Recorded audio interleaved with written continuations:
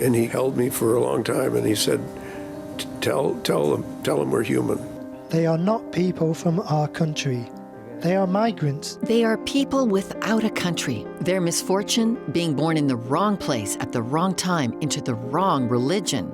Men, women, children running for their lives. Entire villages burned, hundreds of thousands driven from their homes, almost 1 million Rohingya Muslims and Christians living in tents. This is Cox's Bazar, the largest refugee camp in the world. Today on Context, our Molly Thomas finds heartache and hope inside this camp, a cautionary tale about what extreme polarization produces and what can happen in this fighting world. I'm Lorna Dueck. I'm Sheldon Neal. And I'm Molly Thomas. And this is Context.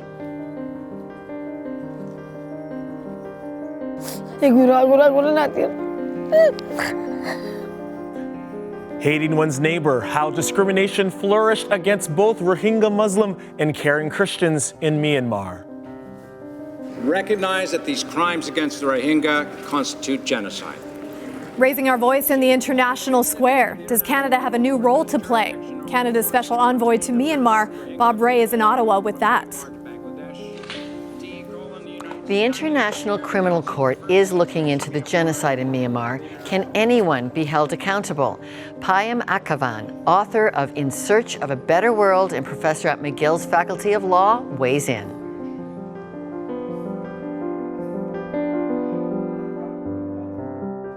Imagine being stateless with no place to go. After more than a year, that's the reality for almost 1 million persecuted Christian and Muslim Rohingya refugees in Bangladesh. Canada has called it a genocide. To sound the alarm, our government revoked the honorary Canadian citizenship of one of Myanmar's most recognizable leaders, Aung San Suu Kyi. She is a Nobel Peace Prize winner. Still, it's a long road ahead to repatriate these people to their homes. So what can be done for 1 million homeless victims? Our Molly Thomas brings us an update from the crisis. The smell of smoke wafting in the distance. A haunting reminder of everything the Rohingya people have left behind. When I think these things, I feel like crying because I have no one in the world and I just pray to my God to help me. Those prayers now in a small bamboo hut. Hamida's husband was killed in the violence. Her makeshift house in Bangladesh, no longer a home. And this is too much weak. Like the structures are weak? Yeah. Yeah, I can see that. It's not clear if her 2 young sons grasped the enormity of their loss or even their expulsion from Myanmar. The UN calls it a textbook example of ethnic cleansing. The plight of the Rohingya caught the world's attention just over a year ago when Rohingya extremists instigated the Myanmar military. The crackdown in the Rakhine state was bloody and brutal. Gang rape, torture, burning children alive in their own homes. At least 10,000 killed, 800,000 on the move. You can see that really the camp has different levels to it. There's lots of hilly areas and mountains. This actually used to be a full forest. Most came here, to the Cox's Bazar region of Bangladesh, a country already bursting at its seams. 25% of Bangladeshis already live in poverty. Amin and his 2 young daughters made it across into Cox's Bazar, but the tales of their treacherous journey hold many scars. With us, there was many older people, but we couldn't take them with us because we were trying to save ourselves. It's an unfair shame many carry in this camp. Tell me what happened to your sister. His 17-year-old sister taken by armed groups. The battle now raging in his mind. Is she alive or not? When I see the lady like my sister here working and running, I feel like my sister will come back again. Hopelessness sets in as time passes on. There's almost 1 million people here, but they're unlike other displaced populations. Bangladesh never signed the 1951 Refugee Convention, so the Rohingya technically have no refugee rights. They are essentially stateless. Considering the sheer density of this camp, it's quite impressive what the Rohingya people and the humanitarian partners have put together in just over a year. Of course, more people, though, means less space. The international standard for shelter is 3.5 square meters. Right now, the Rohingya are living in 2.5 square meters. That is barely bigger than me. So this area is like any other big city with big problems. It's survival of the fittest, making the smallest and youngest the most vulnerable. Over 50% of the total refugee population are children who have witnessed horrible things that happen to them and their families. They are children who are facing risks of child marriage, children who are facing risks of neglect. What makes it worse, children are not allowed to go to school in the camp, so informal, child-friendly spaces are the next best thing. Canada's humanitarian reach, right on the walls. What do you want to be when you grow up? Doctor! I want to be a doctor. That's awesome. Each of these 12 World Vision Learning Centers serves about 1,800 kids a week, but it's never enough when there's more than 500,000 children in the camp. Every face here is a symbol of resilience and hope, but will they overcome the trauma they face every day? Last generation is that, you might have 500,000 children by that time where with no hope, with not any solutions for them apart from a solution in a camp where they cannot work, they're limited, they cannot go outside the camp. So it's living, as they say, in a box. And that's no future for kids. Canadian funds are being leveraged here. The $300 million your tax dollars give in foreign aid over the next 4 years gives Canada a large humanitarian arm, but also a peacemaking voice with the Myanmar government. It becomes humanitarian aid in exchange for humanitarian influence. What does that mean to people in this camp, to have Canada step up and say, we stand with the Rohingya, there was a genocide here? Yes. Every Rohingya is praying for the Canadian and praying for the Canada government. Canada's special envoy to this crisis is the Honourable Bob Rae, and the persecuted Christians and Muslim Rohingya refugees are so grateful for Canada's presence there. Mr. Rae's taken several trips to both Bangladesh and Myanmar to examine the tensions. He joins me now from Ottawa. Last time we spoke, sir, you challenged us with the 3 Ps: perseverance, patience, and presence. Is it happening from Canada's side? Well, I think it is. I mean, I think first of all, we're very much present. I mean, the fact is that we're a major donor in the camps. We are a major presence and an interlocutor with Bangladesh. We are continuing to engage with Myanmar, although I have to confess that is a difficult process because of the challenge of getting Myanmar to appreciate the extent to which there has to be accountability for what has clearly gone wrong. And bold move from Canada, revoking Aung San Suu Kyi's honorary citizenship. Right move to make? Well, in my view, it's the position that Parliament wanted to take. It was passed unanimously. And it was a clear expression of Canadian opinion and Canadian feeling with respect to the response of the government of Myanmar and, frankly, and of Aung San Suu Kyi to the crisis.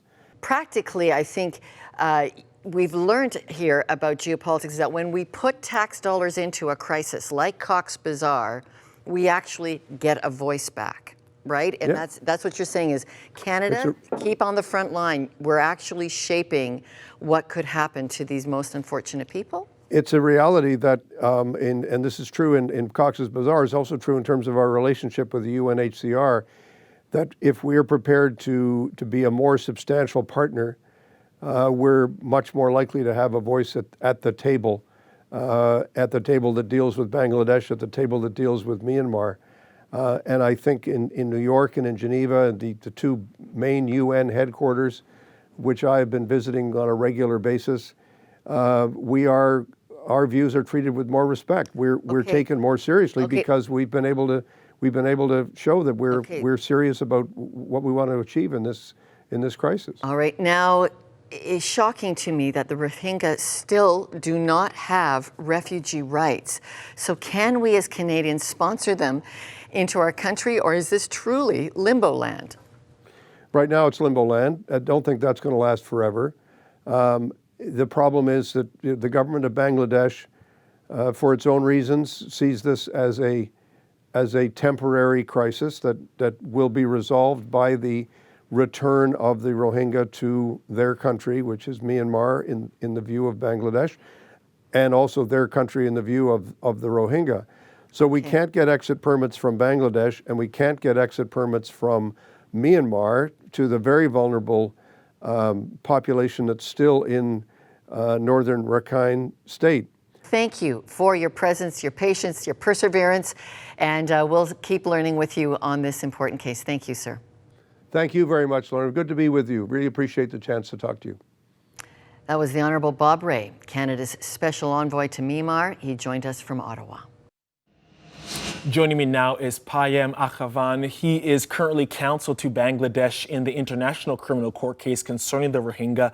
Canada has called on the International Criminal Court to investigate what happened in Myanmar, but he is here in his personal capacity to share his views on the way ahead. I want to jump right into this and start with an interesting quote from literature that you have kind of scored and put together. Indifference makes us an accomplice to injustice. Powerful words shared. Let me start here. What should we do when we think of the crisis happening? Well, it's said that all that it takes for evil to triumph is for good people to do nothing. And we have to realize that there's nothing inevitable about the evil things that we see in the world. And it always begins with people's indifference towards suffering and injustice. And in the case of Myanmar, as in the case of the genocide in Darfur, the genocide in Rwanda, Bosnia, and all the other evils that we see around the world, these were a long time in the making. There were ample opportunities, multiple early warning signs where the international community should have intervened before the violence escalated to the point of no return. So by the time a tragedy is headline news, it's already too late. We have already failed. And no matter what we can do now to provide humanitarian relief, to try to achieve some measure of justice for the victims, we can't bring back the dead. So I begin from the premise that we have already failed in regard to the Rohingya people of Myanmar, but we must do what we can to give the victims some measure of justice. And we must deter other political leaders around the world from trying to commit similar acts, which is why the International Criminal Court plays such an important role. You talked about how the international community were late on their response, perhaps indifferent is some of the words you chose. So what is the disconnect? Is it the concept of that is their problem? We have too much on our plate that we can't seem to extend the resources, howbeit emotional, howbeit actual physical resources to help people in need. What is the indifference? What's the source? And better yet, I'm layering this question, but what's the indifference resulting from, and what do we need to do to move beyond that? What needs to be the breaking point?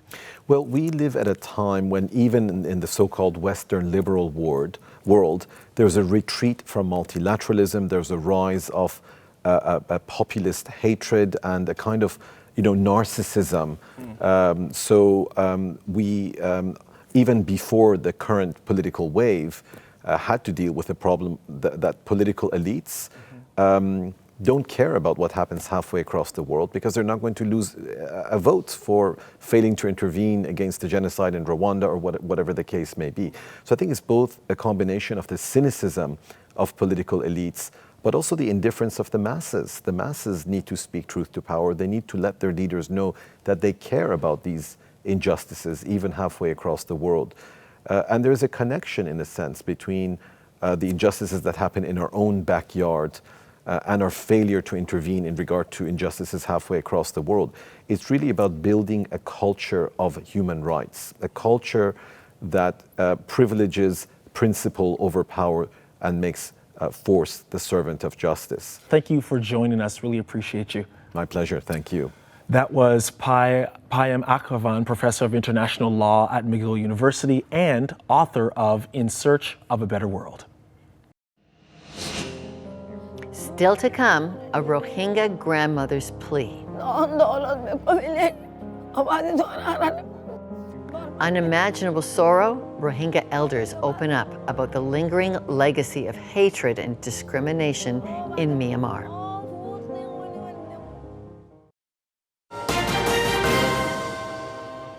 There is a long, ugly history of racism and discrimination in Myanmar. Molly, we're going to talk about the Karen Christians, 1.6 million being persecuted in the north. But your look into Cox's Bazar, these are Muslim Rohingya refugees. Yeah, it's scary to see that, hate has really persisted beyond generations, and you have to take a look back at history and see what happened during British colonial rule. So back in 1824, the first land the Brits annexed was the Rakhine state, where the Rohingya have lived, and they brought in a lot of people from what was at that time, Lorna, British India. And so this was the first time you really saw an influx of Muslim people come into a very Buddhist country. That created some religious tensions.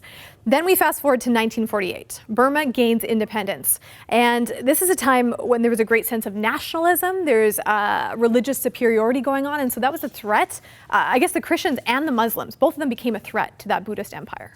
1982, the Burmese citizenship law comes into effect. 135 groups recognize the Rohingya. See the list. Their name is not in it. Completely left out.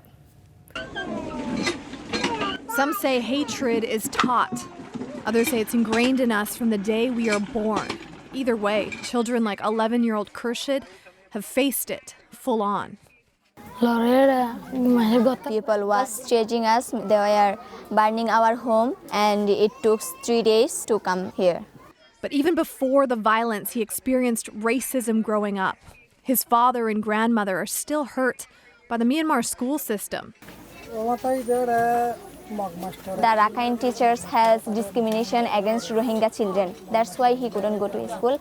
Memories of hate, clearly too much for Khurshid's grandmother. Elders in the Rohingya community have lived through so much confusion. They don't want a loss of identity passed down to their grandchildren. Shamsal and his wife tell me how ID cards were given out and taken back at random. Rohingya travel often restricted too. They recall 40 years of friction. The Rakhine people, they give job to the Buddhist, to the Hindus, and to the other religious people, but not to the Muslim people. All of Shamsal's 7 daughters miraculously escaped that violence, but 2 are now widows. We had to walk a lot and cross the muddy and watery area. We thought that we will die. While tears line their footsteps to Bangladesh, one sister lost the most after the journey. I had a 4-month pregnancy, so after a hard journey like that, after arriving, I lost my baby. Any joy in this household comes from the young ones. Perhaps best to be blissful and ignorant amidst so much hardship. Do you have hope that you will go home? How can I hope that? I can't hope that tomorrow morning I will be alive. But I have my grandchildren. I hope one day they will allow to go back there. Bangladesh shares that dream. It desperately wants to send the Rohingya back. To avoid permanent settlement, the country forbids them from working or sending their kids to school. A temporary island to host refugees is also in the works. Just to give you an idea how serious the Bangladeshi government is about getting the Rohingya people home, they're literally building a road. It's called the Friendship Highway, and it's going to connect Bangladesh all the way to Myanmar. You'll remember when the Rohingya people came over in that influx, you saw many people coming and falling off boats. That's because they walked for days and then had to take boats across that river. Of course, this road will change all of that. So that is the long-term solution. In the short term, a refugee island is set to host 100,000 Rohingya. But it's a silt island prone to flooding and cyclones. Aid workers are concerned. The Bangladeshi government promises it will be voluntary. Amina Khatun will not go. She is exhausted by any idea of movement. If sorrow could speak in steps, you'd feel it as you walk beside the 65-year-old. There's a heaviness you just can't ignore. One of my son, one of my daughter, one of my brother had died, and we couldn't bring them, even their dead bodies. She tells me how religious leaders and educated members of her society had a target on their back. Her own daughter slain for being Rohingya.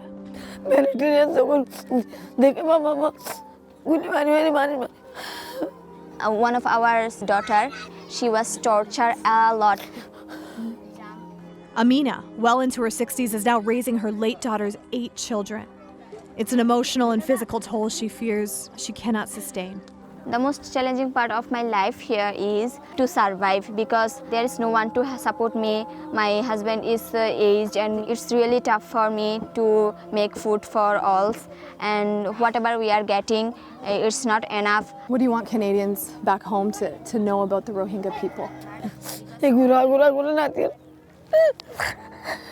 If you want to send us to Myanmar, we don't want to go. I never want to go back in my country in Myanmar because what I experienced there, I never can forget these things.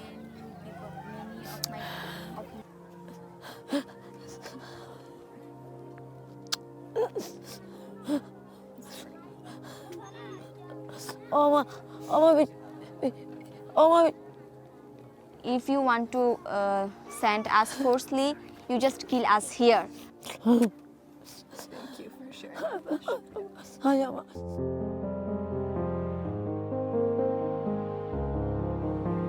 Okay, Molly, a Christian hugging a Muslim, that's exactly what needs to happen. All of us as religious friends need to say this cannot go on. We cannot have such ethnic and religious-based hatred. Okay, so let's talk then about why we're teaming up with World Vision. Yeah. That's who brought you in on the ground. That's who we're trying to give a voice to because they're really making a difference. Yeah, their Raw Hope program is targeting these children around the world that are in the most dangerous conflict zones or in the midst of persecution. And so I got to see firsthand. I want to tell you about some of the nutrition programs that are available for women and kids, right? They're working in hand with the World Food Program.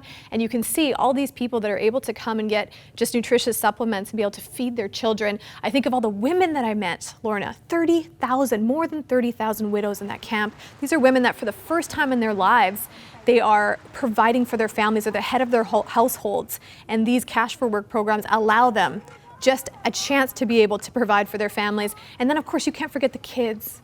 Those kids in those child-friendly spaces, the most beautiful children, and you know, those child-friendly spaces, you can't go to school. So this provides some sense of normalcy. And there's adolescent learning centers on the way, 21 learning centers about to be opened because you need something for these young people to do. Okay, and for those grandmas and grandpas. Of course. Just amazing what's happening. Okay, so go to rawhope.ca. There's your Canadian money, hard at work. Molly, we want to take a look now at your conversation right there in the camp where your gifts are at work. So be part of not just watching the news, but making a difference for God's love into the news. Here's how gifts on the ground are put to work. So Karen, you're not only a humanitarian, but of course you are a Christian as well. How do you see the camp then, I guess, through those eyes?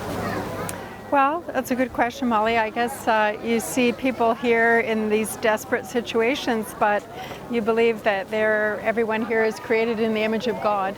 And it's very important that people are treated with dignity and respect, and that's what they want. People are saying here, Bob Ray called his report, "Tell them we are human." And that's what Rohingya people want us to know, that they're human and that, that they have needs and desires just like all of us Canadians, especially for freedom and the right to go home. So how do you preserve that dignity then, as you're trying to save lives? Well, I think it's very important to allow people to have a say in and to have decision-making powers here in the camp, and that's something World Vision really tries to do. The refugees have a say in how they receive goods that are given to them every day. It's very important that they're treated with respect when we have huge lineups of people lined up for distributions. So in each and every encounter, we try to show people the love of God in all we do. I understand there was an annual day of prayer. Yes. You had a chance to hear some of those stories. I mean, what were the Rohingya people praying for? Well, they asked us if we would pray for about 10 different things. Things as simple as that God would heal their skin diseases that many people have here in the camps because of the severe heat and the the hygiene conditions, which aren't the best, and to sort of more macro level prayers about peace in Myanmar, and that they will have the right to go home with full citizenship and their rights in their own country recognized. So some prayers that you guys can practically handle and some that Canadians back home can be a part of, right? The Burmese military crossed the border and they burned down the camp, and we were also on the run in refugee camps. Still ahead, from refugee camp to new life in Canada, a persecuted Karen Christian.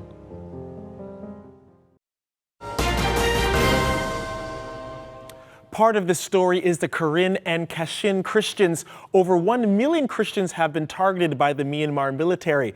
And like the Rohingya, they have a long history of persecution and having to flee their homeland. Samula Horlings came to Canada as a Karen refugee. This is her incredible story. The first 3 years of my life, we heard about the fighting and the civil war and the Korean Revolution, and the place where we used to live, it was not safe, so my parents moved to a new village. We were running because they burned down our village and took away everything that we had, and at first we were hiding in the jungle for a few weeks, and then we knew that it was not safe. Within 13 years, my family and we moved to 5 different locations. Several times that the Burmese military crossed the border and they burned down the camp, and we were also on the run in refugee camps. So I used to live in constant fear in refugee camp, and it was like a prison to me because I was waiting for freedom, and I always wanted to go back to Burma. And I always wanted to have a life like a country where I used to grow up and belong to. My father, he always had a heart for people, and he always wanted to help people who are in need. He wanted to go back to Burma to help people who were hiding in the jungle because they were hiding from the Burmese troops. He went there safely, but on his way, the Burmese troop came to that area when he was staying, and he was killed. It was very sad and very traumatic and very frustrating for myself because I was only 17 years old. I was praying. I gave my life to God, said that, you created me. I know that you could carry me through. I always say to people that God is good to me. And even though I was going through a lot of things, and when we were in Burma or in Thailand, we live in absolute poverty, but God carried us through. And here in Canada, we have abundant blessings that it's beyond our imagination. We can worship without fear, and we can have fellowship with other Christians talking about our faith openly and freely, which is, a blessing that we should never, take for granted.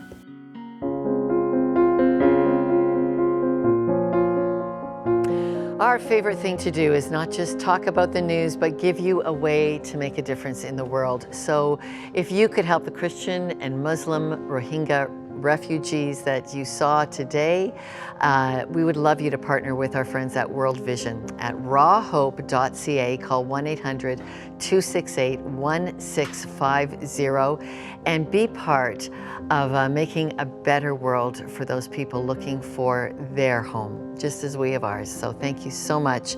And next week on Context, we're going to talk about being better neighbors for all of us. I'm Lorna Duick. Thanks for joining us.